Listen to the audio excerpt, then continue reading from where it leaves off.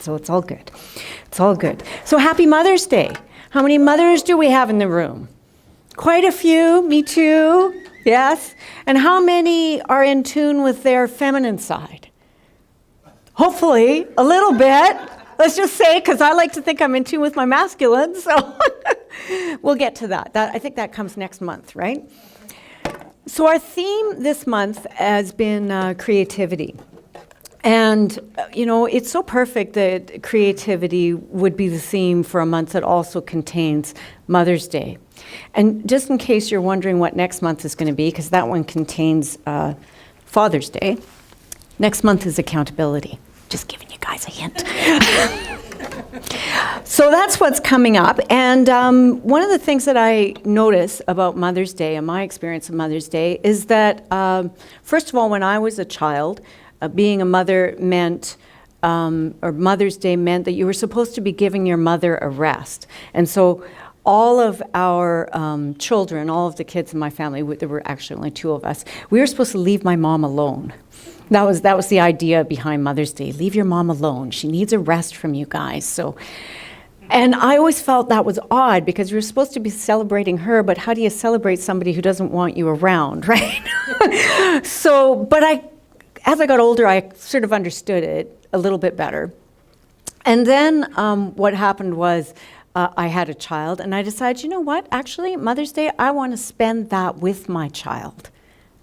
Really consciously spend that with my child, because that is the essence of the creation. And if I don't honor what I've created, as with everything in my life, if I don't honor what I've created, then what do I expect it to give back to me in return? Probably not a heck of a lot.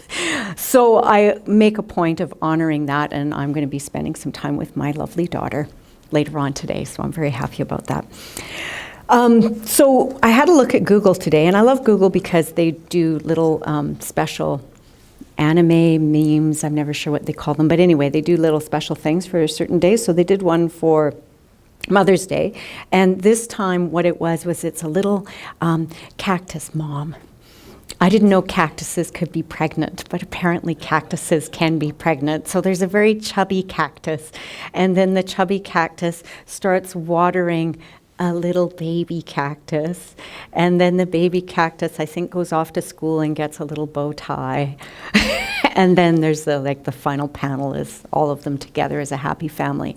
What I thought was good about it is that it's a bit like what we talk about with Science of Mind. We talk about the seed, and we talk about planting the seed and nourishing the seed, so that it can go on and have its own experience of life, which would be that little bow tie. And then the final panel is, we want it to work in such a way that we have a world that works for everyone, right? So now the container is just a little bit bigger to be able to hold all of those new creations that have come up. So the container keeps getting a little bit bigger, and we get to figure out what our part is within that container. So it's just a couple of ideas that have been running around my head.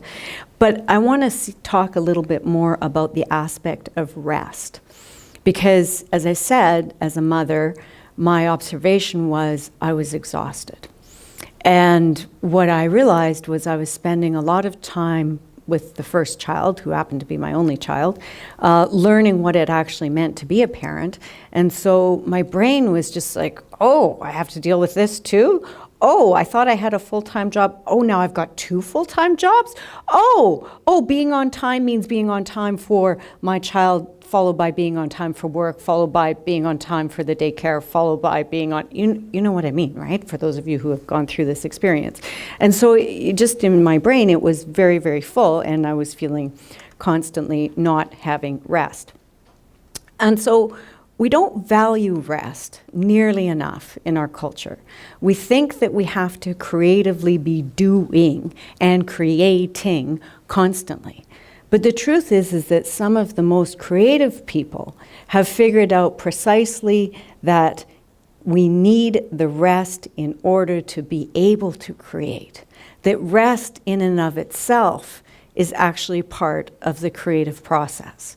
So a couple of examples. There's a fellow who named Alex Soo-Jung Kim Pang, who apparently is one of these bigwigs in the Silicon Valley where they work 24/7, etc. And he wrote a book called Rest, Why You Get More Done When You Work Less.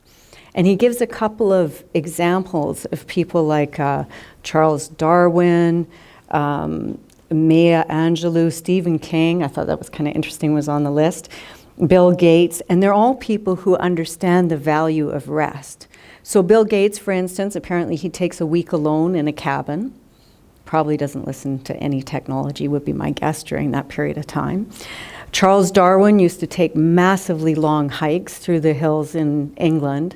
That would take many, many hours for him to do that. And I don't know what Maya Angelou's practice is, but she probably has some kind of writing practice as well that allows her to take the rest so that she can then in turn become a little bit more prolific. So the gap that we need, and this is one of the reasons that it ties in with meditation, the gap that we need to be able to rest is so that we can regenerate and give our brain a bit of an opportunity to take more of Source in, to be able to take more of that God essence that's already out there in and allow ourselves to rejuvenate, restore, which is part of resting, restore exactly the fundamentals of who we already are. So going for these long walks, doing any of these things will actually assist us chemically in our brain to be able to do that. And it gives us a way, if any of you have done long walks, like when I was a 17-year-old, I used to take myself from, I did some crazy walks. I went from like 16th Avenue up in the Point Grey area all the way down to Stanley Park and back. That would be one of my walks, right? And I would just think everything, whatever it was that was going through my mind, I would think my way through the various experiences. And eventually I would come back and I would have some like, oh, this is how it works. There's something about having the body moving and not really focused on any one thing like a project, a computer screen, that allows us to get those new ideas, and then we can start implanting again. Another example is we don't always have to exercise, we can actually be still. So another example of taking a rest could be doing something completely different. So Winston Churchill, apparently, he painted. After World War I, that was the thing that he took up. He took up a hobby of painting and started to work through his process of how things work by doing it artistically. And so you think about the coloring books that were really big a couple of years ago.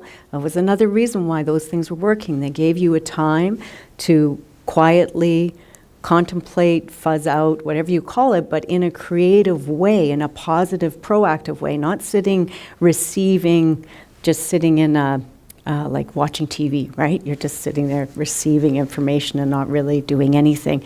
You're engaged in the creative process. You're walking as you are resting and allowing something different to happen. So when we rest, we have a chance to know what we've created. And when we stop pushing, we also get a chance to know what actually is really going on. This is the downside of just continually doing. Create more, create more, create more, create more, create more, go, go, go, go. And we actually, if we don't take a rest, we have no idea what it actually was that we've created, because we're constantly, artificially pushing it to be some construct or something that we think it should be. And we don't have the opportunity to sort of pull back and look at it and say, yes, but what is it? What have we really created? What have we really done? So the rest is good for that reflection. So if you think about the mom again, there's the difference between, say, forcing your child to do their homework and saying to your child who's 8, certainly understands what homework is, or maybe they're 10, whatever the age happens to be, old enough to understand what that is, instead of sitting there and forcing them to do it and making sure that they're doing it, you step back, you rest from that experience, and you allow yourself to witness, what is it? Where is the child really doing their homework? Or is something else going on? Is it just my imagination that something's happening when in fact it isn't? And so that kind of creates a better sense and a greater sense of balance in terms of the creative process and the rest. And you start to get more of something that's a bit more akin to a wave that continues to have its ebbs and flows, but they're all perfect. None of it is ever wrong because it's all operating in that divine right order, in that divine right place. So another place where we hear about this process, and I could actually read this section many, many, many times, are actually the first few chapters of Genesis. It's all about the creative process. So in the beginning, for those of you who haven't read it recently, I'll just give you a little primer. In the beginning, we have the creation of the heavens. So it starts out huge, right? Really, really, really big. And then it was good. And it has to be good because Source, Spirit, can only create from the good. And it reflects the good that is already there. So of course it's going to be good. And it's interesting as you go through the whole creation story, how many times, and it was good, shows up. Good, God, a reflection thereof, right? And it was good, and it was good. And it keeps getting more and more refined the further down you go until finally you get to, we're going to start creating the animals, and we're going to start creating the plants, and we're going to start creating all those other things that flow down from that bigger idea, that bigger construct, that bigger consciousness. And when it gets down to the human being, who in turn is a creative, expressive entity and has that ability of choice, which is the key part of it all, it says, and it was very good. Very good. Not just good anymore. Very good. The other thing that it also says in this whole section is it does a, it has a new, I'm just looking for the term that it says. And it's so clear. Anyway, it's so close to what we say. So it says, and so we always say, and so it is. Oh, it's obvious. And so after each section, it says, and it was so. A declarative statement. Created the heavens, and it was so. Created the earth, and it was so. Created, and it was so. Not kind of, sort of, maybe I was sort of thinking it might be kind of, whatever, when I have time. It was so. Declarative statements, good declarative statements, positive declarative statements. That too is part of the process. And so we all know that on the seventh day, what did God or the idea, the creator, the source, whatever it is, and we're using that all the time, what did that thing, I like to say thing because then we don't get us attached to it, right? What did it do? It rested. It rested. And so here's the paragraph, and it says, and on the seventh day, God finished his, I'm going to say it from this point forward, finished its work which it had done, and it rested on the seventh day from all its work it had done. So God blessed the seventh day and hallowed it, because on it God rested from all his work which he had done, it had done in creation. We need the rest. We need the rest because we need the opportunity to step back and look at what it is that we have created. When we fail to rest, what happens is we fail to celebrate. We fail to celebrate what we have created. We fail to acknowledge what has been created, and we fail to hit the reset button. We lose the opportunity to change course because we're on that treadmill that we think we need to keep regenerating. And maybe somewhere along the line we needed to hit a pause button, a reset button, and say, maybe we need to be looking over here. Maybe we need to move in a different direction. And so this is when we start to do things like risk burnout. That's when that starts to show up. If you've been doing too much doing, that's when you start to tip on that little edge of burnout. And that's really, you're past the point of needing the rest. You must have the rest, absolutely. And if you don't, that's when you start making those mistakes. So it's also true that what we can end up doing is we can end up resting on our laurels. That's the other side of rest. Oh, man, I created something so great. It's fantastic. Yeah, look at me. Whew. I was going to stay here for a really long time. It's so perfect. What I know for myself is that any time I have been tempted to rest on my laurels, things start to disappear. They start to not exist, or they start to not exist in the form that I think they're in.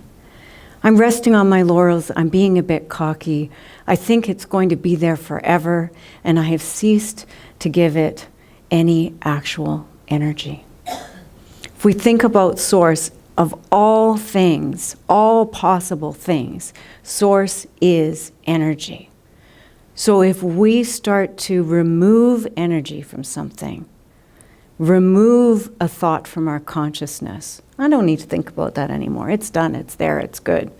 Remove our engagement. Then what starts to happen is those things, maybe they vanish. Maybe they disappear. Maybe that thing that you thought you created was not nearly as solid, and it starts to leave. The difference is having the rest, re-engaging, and recreating from that.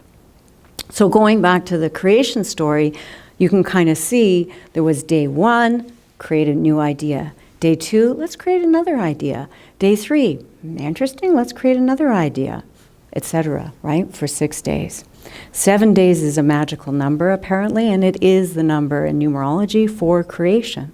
So there's no accidents. There's never any accidents in these things. So you've got an energy that keeps coming back and keeps running through, and that creative force is our ability to think and our ability to create. If we take the rest, we get to continue to engage with whatever it is we're creating. If we rest on our laurels, we are disengaging and removing our energy and perhaps redirecting it somewhere else, or we're just in stasis. And something else is going to come in, and it may not be anything that you want. Create the vacuum, something will always come in, but you are no longer actively engaged in that creative process. You are now just a receiver of whatever happens to be going around. Can you see the difference between those two different things? You're either actively involved in that, or you're not involved actively in it, and you just get to receive the experience. Creation doesn't stop. It's just a question of what our role is within that idea of creation. Love you lots. Thank you.